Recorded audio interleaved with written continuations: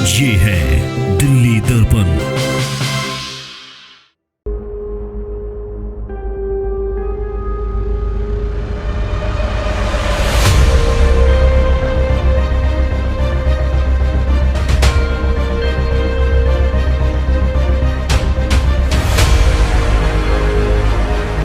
ऐसी उम्मीद कर रहे हैं कि 1 अप्रैल 2019 को हम कम से कम यहाँ 75 बेड 75 बेड यहाँ चला सकें और साथ में ओपीडी शुरू हो जाएगी।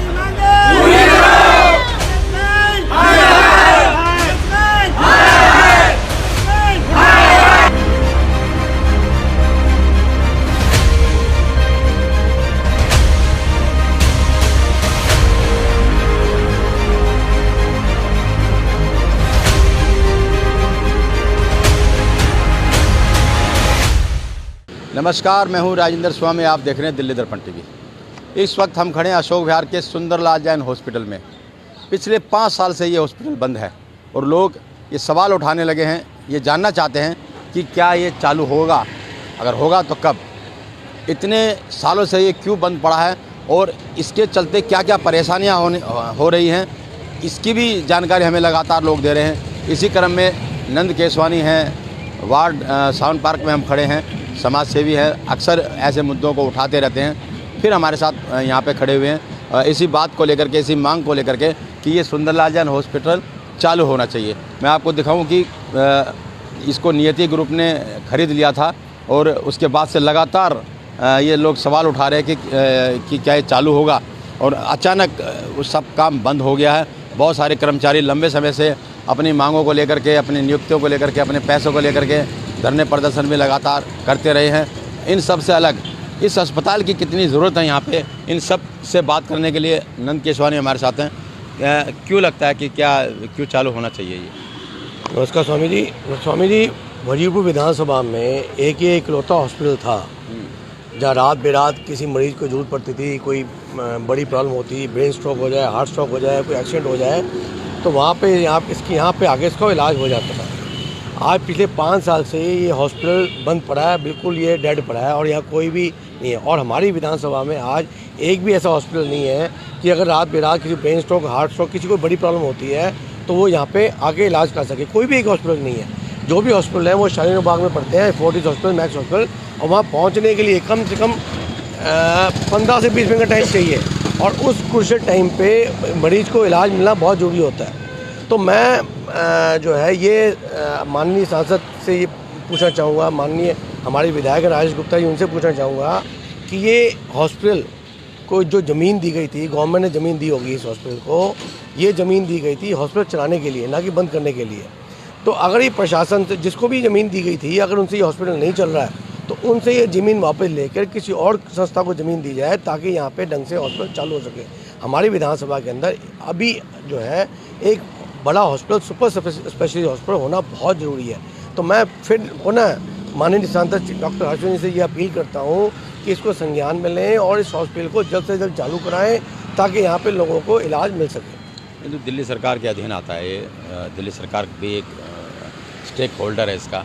कभी कोई पत्र लिखा आपने कि या लिखने जा रहे हैं? नहीं, पत्र लिखा नहीं, पर हम पत्र की कार्रवाई चालू करने जा रहे हैं, क्योंकि हमारे विधानसभा में एक भी हॉस्पिटल नहीं है। अगर दिल्ली सरकार के अंडर आता है तो मैं यहाँ के विधायक श्री राजेश गुप्ता जी से अपील करूँगा कि इसका संज्ञान लें, इस हॉस्पिटल को जल्द से जल्द चालू करवाएं। इसका आप देखिए हॉस्पिटल का, आपको क्या लगता है भी आने वाले 4-5 साल में चालू हो पाएगा? अभी तो हमें यही नहीं पता कि क्या। पहली बात तो सुंदरलाल जैन हॉस्पिटल जिस चैरिटी को अगर ज़मीन दी गई तो वो बेच के सकती है। अभी आपने बोला नियति को दी गई, तो वो बेच के सकते, बेच तो सकती ही नहीं है। ये गवर्नमेंट की ज़मीन है, हॉस्पिटल की दी गई, बिक तो सकती नहीं है। और बिकी है तो क्यों बिकी है? और यहाँ पे बेसिकली हमें नहीं पता कि बिकी है नहीं बिकी, हम तो ही कहते हैं वजू विधानसभा में एक सुपर स्पेशलिस्ट हॉस्पिटल होना चाहिए। इतनी बड़ी ज़मीन है यहाँ पे, यहाँ बहुत बढ़िया हॉस्पिटल चल सकता है। और पहले लोग यहाँ पे लाभ लेते थे, किसी को कोई प्रॉब्लम होती यहाँ पे सारा इलाज चलता था, और महामहिम ज्ञानी जान सिंह ने इसका उद्घाटन किया था। तो मैं फिर आपके चैनल से ये अपील करता हूँ, द्वारा अपील करता हूँ कि इस हॉस्पिटल को चालू कराने के लिए कोई ना कोई कार्रवाई हो। दिल्ली सरकार से अपील करता हूँ कि हॉस्पिटल जल्दी से चालू कराया जाए। बिल्कुल, मैं आपको दिखाना चाहूँगा। पहले अंदर का हाल आप देखिए। लगभग 5 सालों से ये बिल्कुल जर्जर हालत पड़ा है। भाई साहब थोड़ा बाहर आएंगे एक बार, आपसे कुछ बात करनी है। ये बिल्कुल आप बिल्डिंग की हालत आप देख सकते हैं। कि किस जर्जर हालत में है। नियति ग्रुप ने इसको लिया था तो लोग उम्मीद बड़ी थी कि जल्द से जल्द ये शुरू हो जाएगा। आप एक थोड़ा सा मुझे कुछ जानकारी लेने आप आइए तो सही एक बार। हम जो गार्ड हैं इनसे बात करने की कोशिश करते हैं, सब कुछ है तो जितनी जानकारी है कभी कभी आते हैं। अभी क्या अंदर कुछ काम चल रहा है कि नहीं चल रहा है? कुछ नहीं चल रहा है। आप कब से ड्यूटी आपके यहाँ पे? तो अभी आप किसको रिपोर्ट करते हो? कोई है अंदर, कोई बैठता कोई? आप सिक्योरिटी वाले हो? अच्छा, तो बिल्कुल इनका साफ कहना है कि ये सिक्योरिटी वाले हैं, इन्हें ज़्यादा जानकारी नहीं है। तो इस अस्पताल से रिलेटेड अगर हम कोई जानकारी लेना भी चाहें तो कहीं कोई सूचना पट यहाँ पे नहीं है, कहीं कोई नंबर यहाँ पे नहीं है जो जिससे संपर्क किया जा सके कि अब इसका स्टेटस क्या है। और हैरत की बात है, समय समय पर नंद केसवानी जैसे बहुत सारे लोग हैं जो इस बात को लेकर के चर्चा में रहते हैं, चर्चा करते रहते हैं स्थानीय जनप्रतिनिधियों से, इवन सरकार के स्तर पे भी, कि ये हॉस्पिटल जल्द से जल्द चालू होना चाहिए। क्योंकि अगर सरकार ने ज़मीन रियायती दरों पर दी है तो लोगों को इलाज कराने के लिए दी है, तो लिहाजा ये हॉस्पिटल चालू होना चाहिए और लोगों को वो इलाज दिया जाना चाहिए। अगर नहीं हो रही है तो आप किसी और को दीजिए, इस तरह की मांग नंद केसवानी ने की है।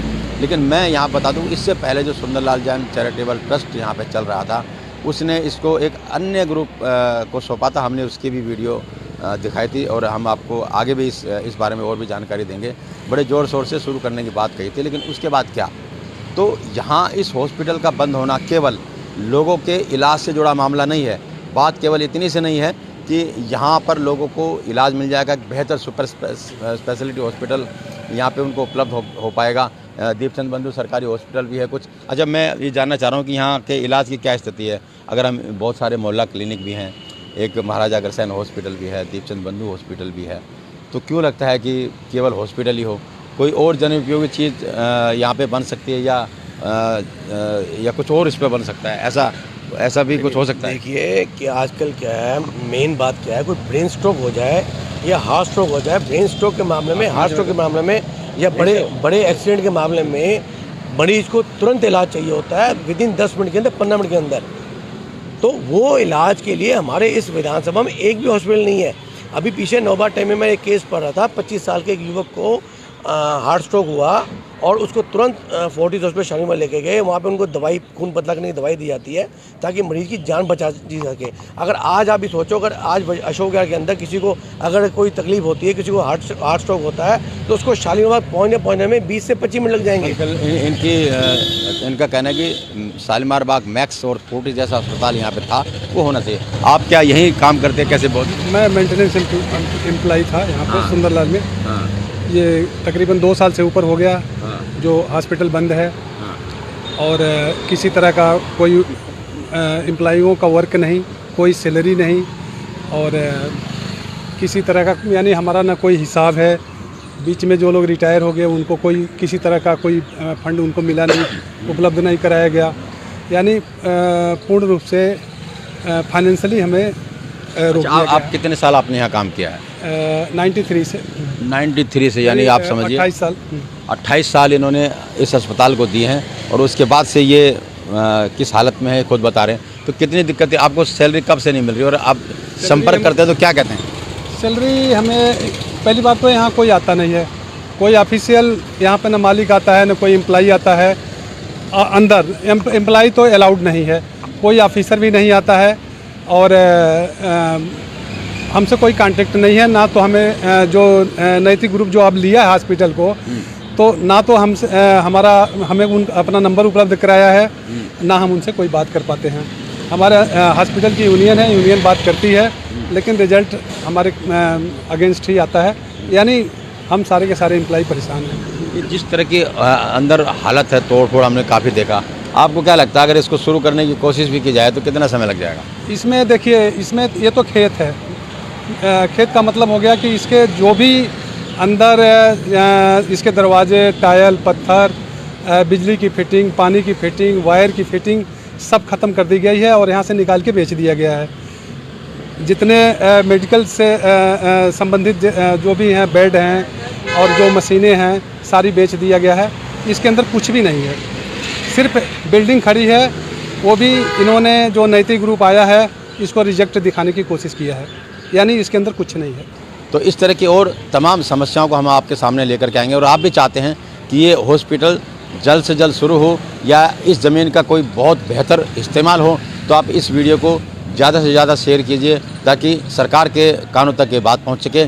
और नंद केसवानी जिन्होंने इस मुद्दे को उठाया यहाँ से, और भी कई मुद्दे उनके थ्रू हम उठाते रहेंगे। आखिर इस सारे जो इसको एक साजिश के रूप में भी लोग देख रहे हैं, सवाल यह है कि सरकार की आंखें इस तरफ बंद क्यों हैं।